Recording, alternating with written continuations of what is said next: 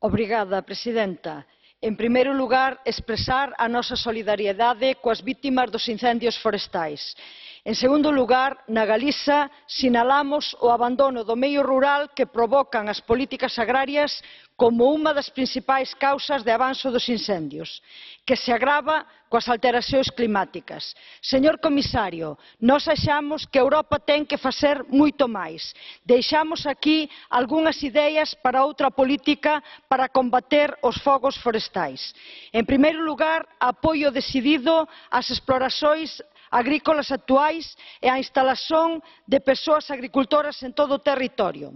En segundo lugar, recuperar as terras agrícolas forestadas eliminando eucaliptos e piñeiros dos arredores das casas e aldeas e pondo fin á monocultura destas especies. A vida das persoas ten que ser a prioridade.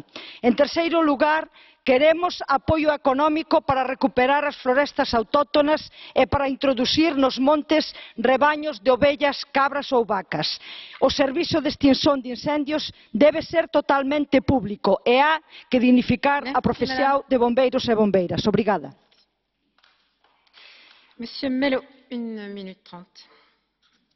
Neste momento que é de dor, apresento condolências, agradeço as condolências deixadas, mais do que causas, essas ficam para o debate interno.